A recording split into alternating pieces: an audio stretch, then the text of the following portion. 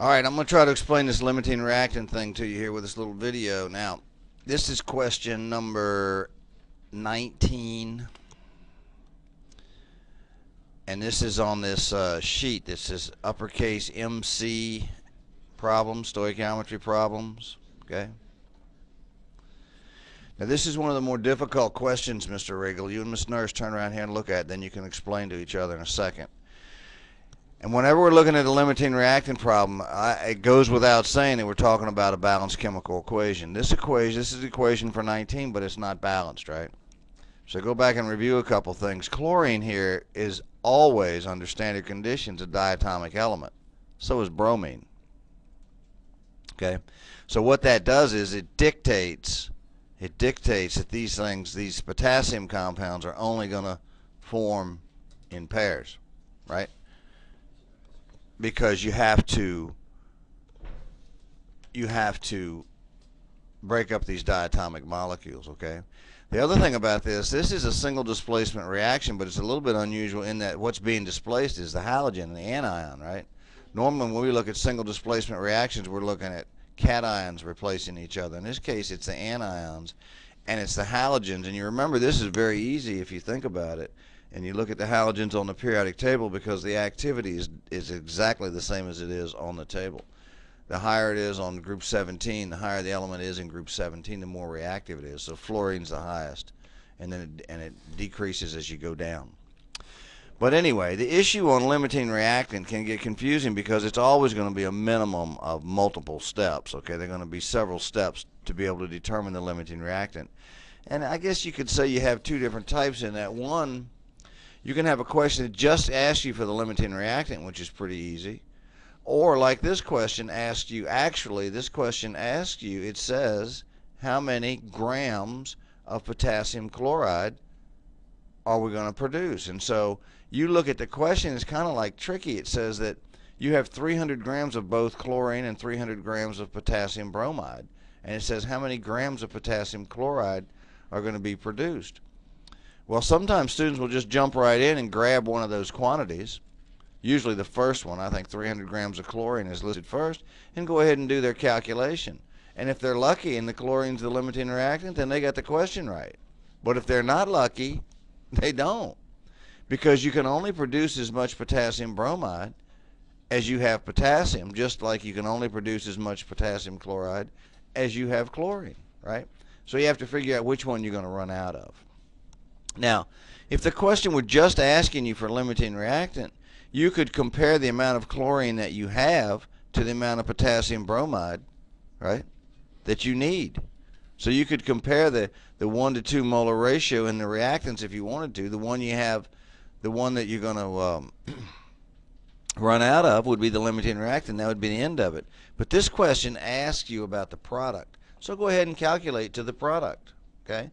And this calculation, this first calculation, would be just like any other stoichiometry problem. And what you do is you would just take the grams of chlorine and convert it to moles of potassium chloride. Why do we stop at moles?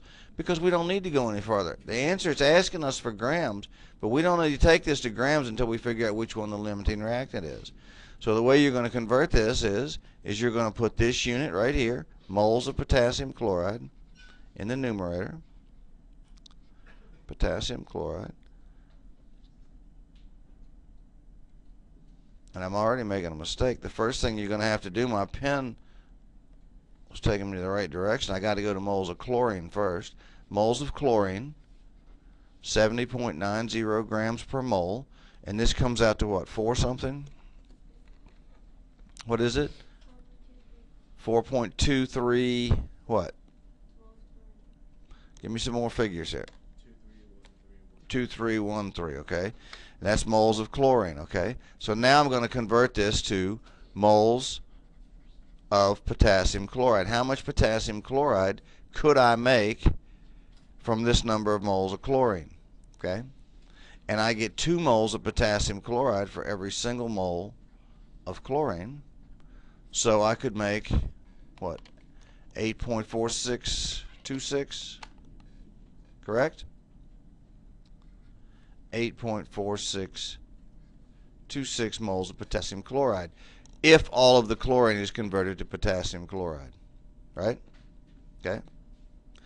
Now, if this were the limiting reactant, you would just take the moles of potassium chloride here and convert it to grams of potassium chloride. But we don't know that. We have to do this same calculation for potassium bromide, the other reactant, okay? So we have 300 grams here. 1 mole of potassium bromide has a mass of what? 39.10 plus 79.9, was it 119.00? 119.00 grams of potassium bromide. And so when we do that calculation, we come out to what?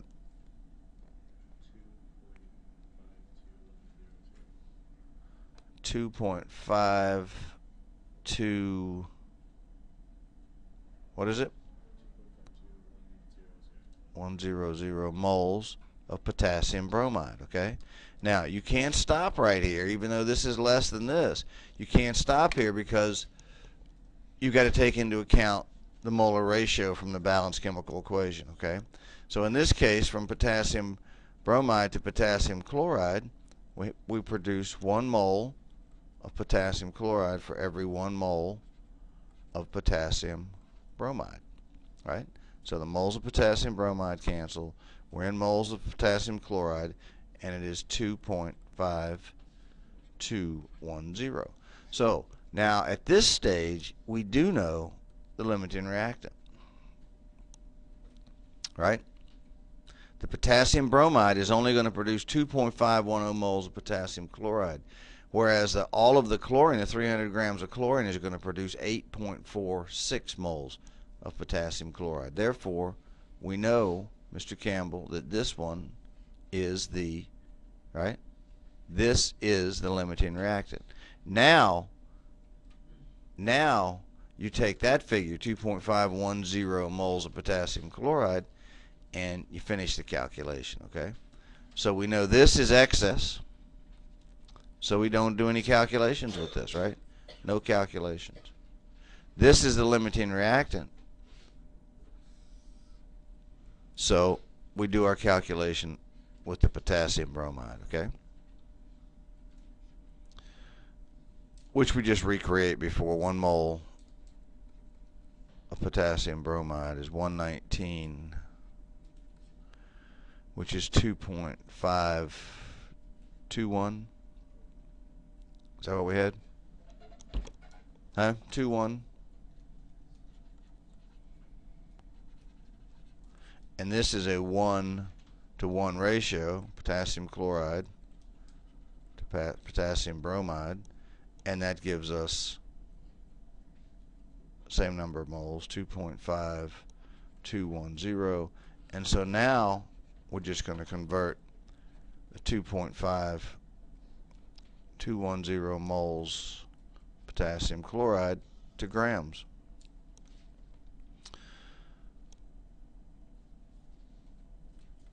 This unit is in the denominator. What's the mass of potassium chloride? It's 35.45 plus 39.1, which is 7455. Is that right?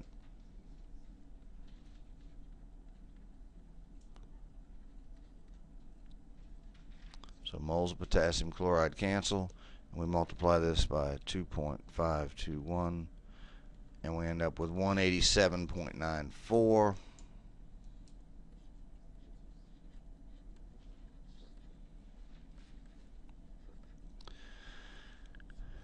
And your answer was actually given to you in 3 significant figures. So in 3 significant figures, that's going to come out to 188 grams of potassium chloride. Okay? Right? Now, the unusual thing about this problem, it's not unusual. This is the option where you weren't actually asked to calculate the limiting reactant. You understand that? You have to be careful. When you're given quantities of two reactants, it's understood that you know you got to determine the limiting reactant. You notice in many of these other questions, it'll say you have so many grams of reactant A and the other reactant is in excess. Now you know why, right? Okay? So that's an example of limiting reactant question. You will see one, a couple of these on your test coming up, and you'll definitely see one on the SOL.